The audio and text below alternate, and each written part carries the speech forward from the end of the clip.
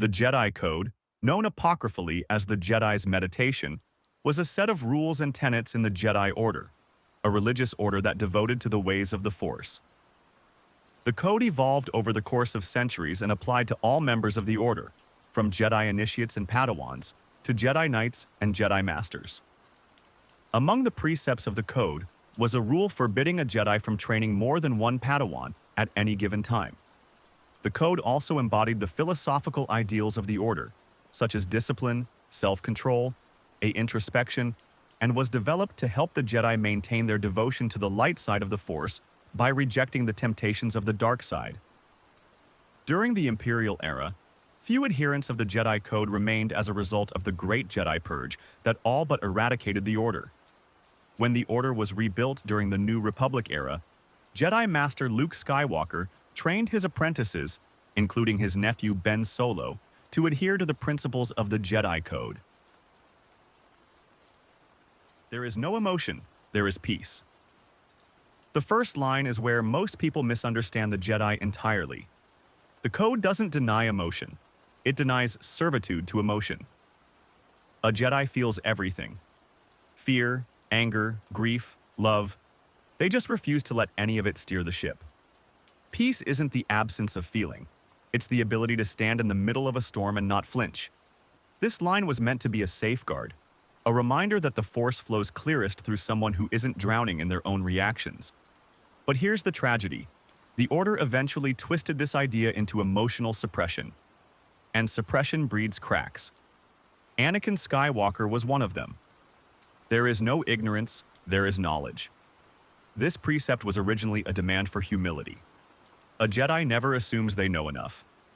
A Jedi listens, learns, adapts. But the Order, over centuries, stopped living that truth. They became political, rigid, certain they were already wise enough. When the dark side shifted, they didn't. When Palpatine moved, they didn't notice. This line became a relic, something recited, not practiced. Ironically, the Sith followed its spirit more closely than the Jedi did.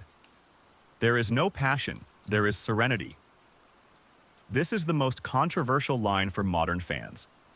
Passion is the heartbeat of the Sith, and the Jedi's rejection of it is often seen as weakness. But in its original form, this line didn't warn against passion itself. It warned against the attachment of identity to passion. A Jedi can care deeply. They can fight with conviction. But they must be able to set the flame down before it burns them alive. Serenity isn't calmness, it's clarity.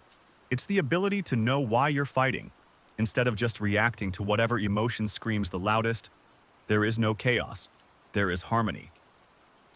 This line isn't about the galaxy, it's about perspective.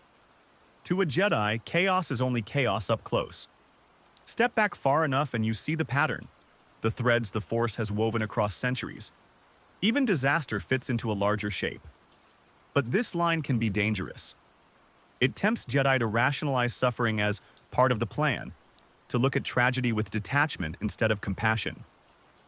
In the Clone Wars, the Order leaned on this line like a crutch, convincing themselves they were serving harmony while they were being used as soldiers in someone else's design.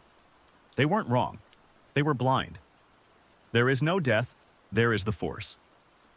The final line is the purest expression of Jedi faith. The idea that life doesn't end, it returns. The Force isn't a place you go, it's the current you rejoin. This line was once a comfort, but by the height of the Republic, it had hardened into dogma. Jedi used it to detach from mortality, from grief, from the cost of war. Ironically, the only Jedi who truly embodied its meaning were the ones who transcended death: Qui-Gon, Yoda, Obi-Wan, and eventually Luke. To them, this wasn't a slogan. It was a promise fulfilled,